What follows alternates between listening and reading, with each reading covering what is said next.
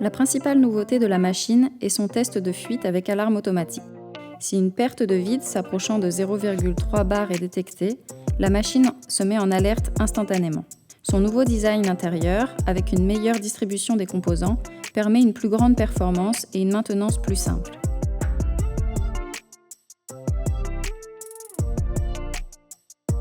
Retirez l'emballage et les mousses de protection.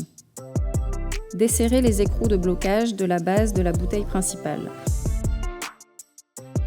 Assurez-vous que les robinets de la bouteille interne soient complètement ouverts et vérifiez la connexion des tuyaux.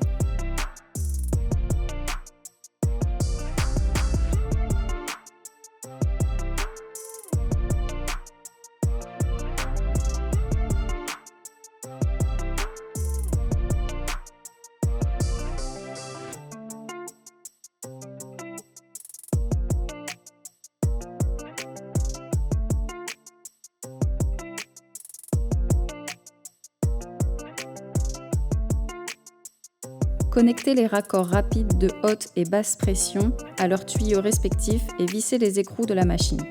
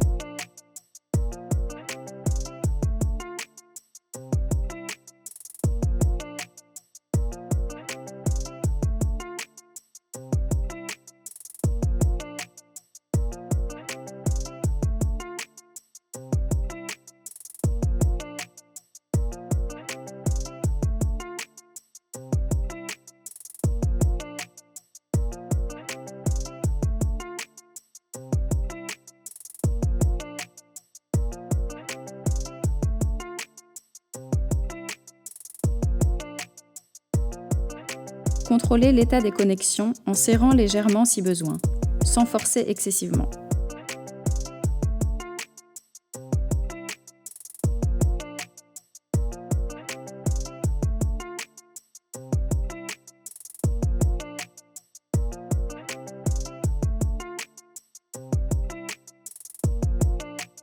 Il existe plusieurs options pour charger la machine de gaz. Avant de commencer la charge, vérifiez que les prises frontales qui ne recevront pas de gaz sont bien fermées, soit par un bouchon, soit par le tuyau connecté au raccord rapide correspondant. Option 1. Connectez l'un des tuyaux à la bouteille principale en position verticale et effectuez la charge depuis le menu de récupération.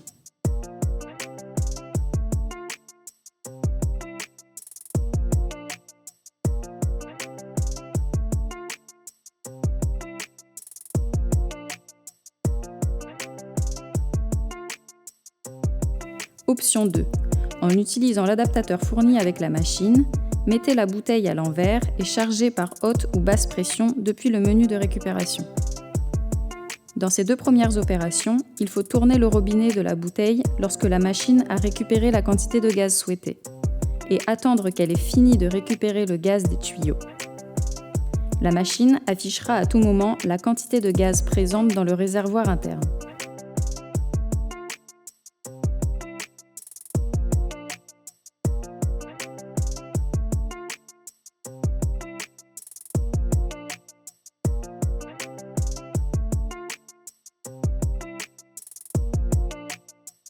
Option 3.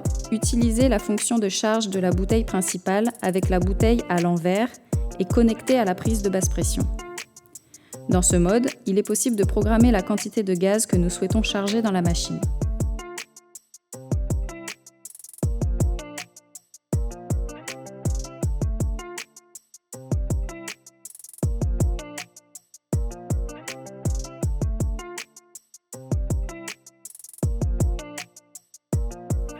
Charger la machine en suivant ces procédures aide à préserver la durée de vie du compresseur.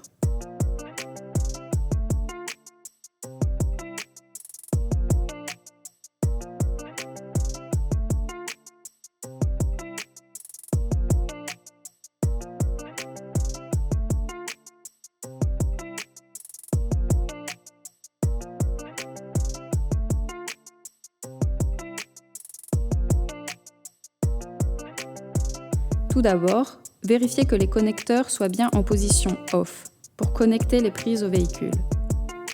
Connectez les tuyaux et ouvrez les deux robinets.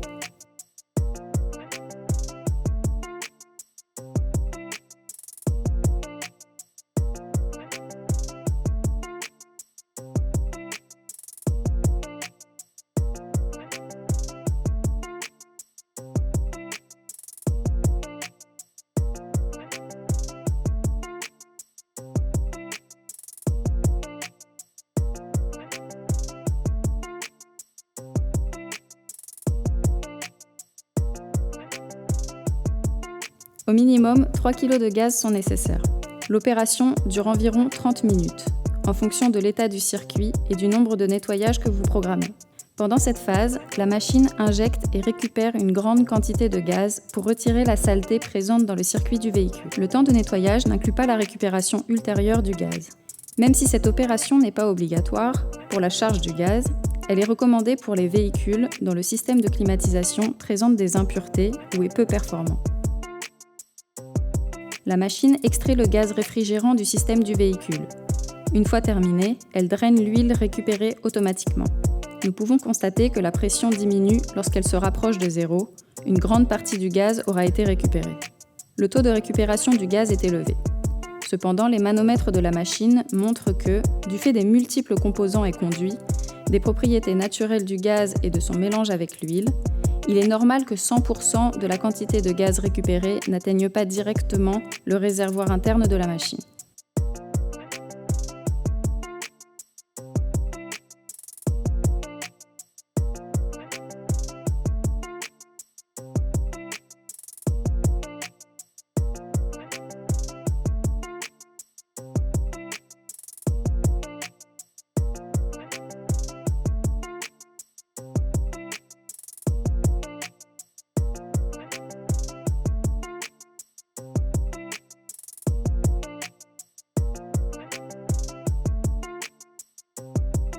Maintenant que le circuit est prêt, la phase de vidage est mise en route.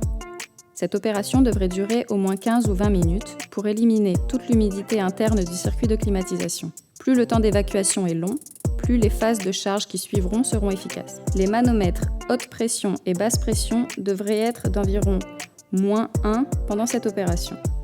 Une fois la mise à vide terminée et après avoir configuré le temps de détection de fuite, la pompe à vide s'arrêtera.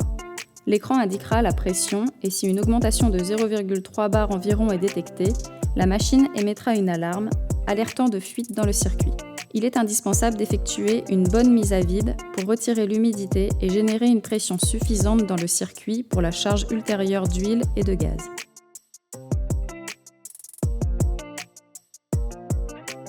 En profitant du vide créé dans le circuit, l'huile peut être injectée de 3 manières. Automatiquement, en fonction de l'huile récupérée, ou manuellement, via l'interface. De manière personnalisée, en programmant la quantité souhaitée. Il est recommandé d'injecter 20 ml de plus que la quantité récupérée.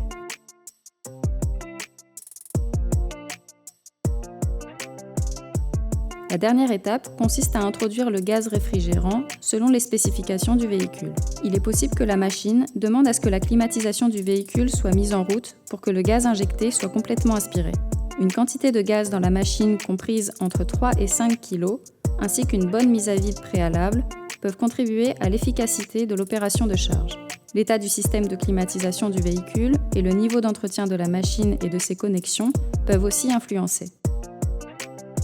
La machine dispose également d'un mode automatique qui réalise toutes les phases de manière séquentielle, sans intervention de l'opérateur, sauf en cas d'erreur ou pour ajouter l'huile à la main. Dans le cas d'un ajout d'huile automatique, si la machine ne récupère pas d'huile de la voiture, elle affichera un message alertant du besoin de le faire manuellement. La quantité de gaz peut être importée directement de la base de données ou bien consultée auprès du fabricant ou alors sur le véhicule.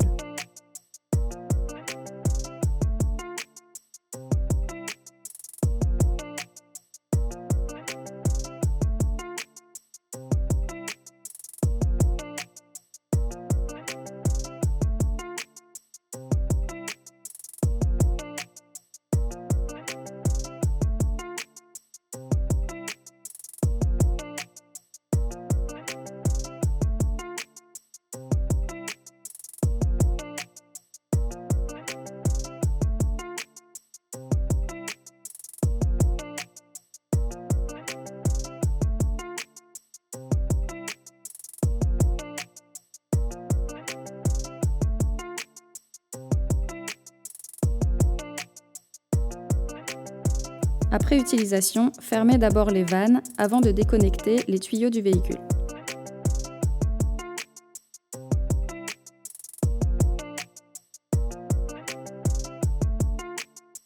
Pour garantir un fonctionnement optimal et prolonger la durée de vie de l'équipement, il est important d'effectuer les entretiens suivants, pour lesquels le code 1000 devra être introduit. Libération des gaz non condensables. Au fur et à mesure, la machine peut accumuler un excès de pression. Cette opération peut vous servir à libérer ces gaz afin de continuer à travailler normalement avec la machine. Remplacement du type de réfrigérant. Dans ce mode, la machine ouvrira les conduits internes et libérera le gaz qui doit être aspiré avec une autre machine ou une unité de récupération de gaz. Notez que vous devez dans ce cas disposer d'une bouteille supplémentaire pour introduire le gaz qui a été retiré. Remplacement du filtre déshydrateur. Après un temps d'utilisation, la machine demandera le changement de ce filtre. Ne pas le changer au moment indiqué par la machine peut diminuer la performance des opérations et augmenter la présence d'humidité dans le système, ce qui pourrait arriver à détériorer les composants. Lors de l'introduction du code, il convient de suivre les étapes indiquées par la machine pour le remplacement. Un remplacement tardif peut mettre un terme à la garantie de la machine. Auto-nettoyage de l'équipement.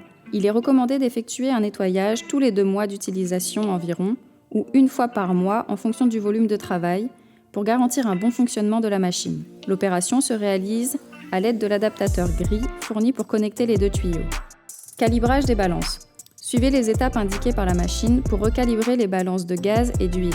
Vous aurez besoin d'un poids d'au moins 10 kg pour la balance principale de gaz et de 1 à 3 kg pour les balances d'huile.